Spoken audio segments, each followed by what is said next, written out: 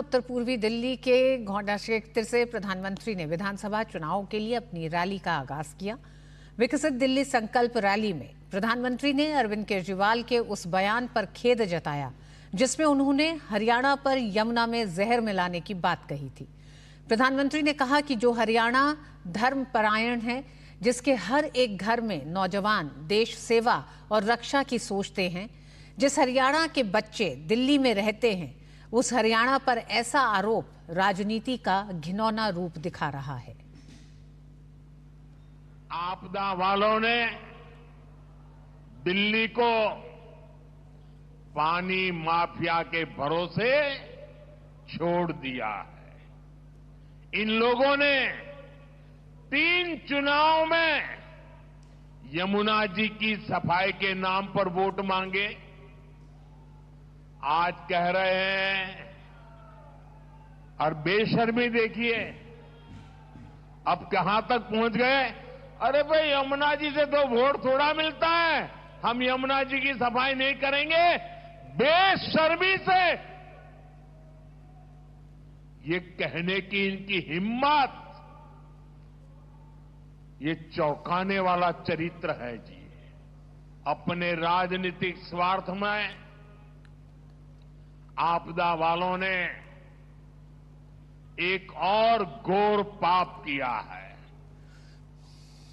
और ये पाप कभी भी माफ नहीं हो सकता है। इतिहास भी कभी माफ नहीं करेगा। आज भले आपके चेले चपाटे बात को दबा देने की कोशिश करते हो, भले आज आपकी इकोसिस्टम आपके इस पाप पर कपड़ा ढांकने की कोशिश कर रही हो, लेकिन देश नहीं भूल सकता, दिल्ली नहीं भूल सकता, हरियाणा का एक एक बच्चा नहीं भूल सकता। दिल्ली के एक पूर्व मुख्यमंत्री ने हरियाणा के लोगों पर घिनौने आरोप लगा दिए हैं। हार के डर से आपदा वाले बौखला गए हैं। आप बताइए, हरियाणा के लोग दिल्ली से अलग है क्या? क्या हरियाणा वालों के परिवार, बाल बच्चे, नाते रिश्तेदार दिल्ली में नहीं रहते क्या? क्या हरियाणा के लोग अपने ही बच्चों के पानी में जहर मिला सकते हैं क्या? चुनाव हारने का ऐसा डर कि कुछ भी बोलो। मुझे पक्का विश्वास है, ऐसी ओछी बातें करने वालों को दिल्ली इस बार जरूर सबक सिखाएगी। इन आपदा वालों की लूटिया यमुना जी में ही डूबेगी। प्रधानमंत्री ने कहा कि अब आपदा की लूट और उसका झूठ नहीं चलेगा। जनता 5 फरवरी को जरूर सबक सिखाएगी। वहीं उन्होंने भरोसा दिलाया कि सरकारें चाहे कोई भी हो, जन कल्याण की योजनाएं कभी बंद नहीं होती। मोदी सरकार ने 2014 में मनरेगा को बंद नहीं बल्कि उसमें भ्रष्टाचार हटाकर पारदर्शिता लाकर मजबूत बनाया था। प्रधानमंत्री ने कहा कि आपदा वालों के झूठ से बचना जरूरी है। साथियों, इनकी झूठ बोलने की ताकत इतनी है कि आपको जरा मेहनत ज्यादा करनी होगी, क्योंकि चेहरा इतना भोला भाला करके झूठ बोलते हैं। आपने वो चार्ल्स शोभराज का नाम सुना होगा। वो जाना माना ठगी था, लेकिन ठगी करने में ऐसा एक्सपर्ट था कि हर बार लोग गलती कर बैठते थे, हर बार लोग फंस जाते थे। और इसलिए ऐसे लोगों से संभल के रहना बहुत जरूरी होता है। मौनी अमावस्या के पर्व पर संगम नगरी प्रयागराज में अमृत स्नान के लिए लोगों का जनसैलाब उमड़ पड़ा है। दोपहर 2 बजे तक 5 करोड़ से ज्यादा लोगों ने पवित्र संगम में स्नान किया।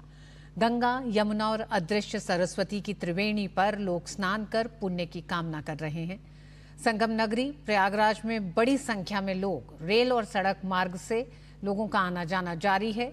गौरतलब है कि स्नान स्थल पर भगदड़ जैसी स्थिति उत्पन्न होने के बाद स्थिति को सामान्य कर लिया गया है। अब वहां बड़ी संख्या में श्रद्धालु स्नान कर रहे हैं। श्रद्धालु सुचारू रूप से आ जा रहे हैं, पवित्र स्नान कर रहे हैं। कहीं कोई अव्यवस्था नहीं है। इस पवित्र अवसर पर देश ही नहीं विदेश से भी बड़ी संख्या में लोग पहुंचे हैं।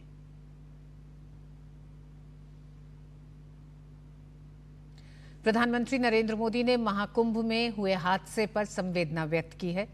दिल्ली में एक जनसभा को संबोधित करने पहुंचे पीएम ने अपने संबोधन की शुरुआत हादसे पर संवेदना जाहिर करके की। मैं महाकुंभ में जो दुखद हादसा हुआ है, उस हादसे में हमें कुछ पुण्यात्माओं को खोना पड़ा है, कई लोगों को चोटें भी आई हैं। मैं प्रभावित परिवारों के प्रति संवेदना व्यक्त करता हूं और घायलों के जल्द स्वस्थ होने की कामना करता हूं। मैं यूपी सरकार के साथ निरंतर संपर्क में हूं। मौनी अमावस्या की वजह से करोड़ों श्रद्धालु आज वहां पहुंचे हुए हैं। कुछ समय के लिए स्नान की प्रक्रिया में रुकावटें आई थी, लेकिन अब कई घंटों से सुचारू रूप से यात्री स्नान कर रहे हैं। मैं फिर एक बार उन परिवारजनों के प्रति अपनी संवेदना व्यक्त करता हूं। राष्ट्रपति द्रौपदी मुर्मू ने प्रयागराज की घटना पर खेद व्यक्त किया है। सोशल मीडिया साइट एक्स पर जारी बयान में कहा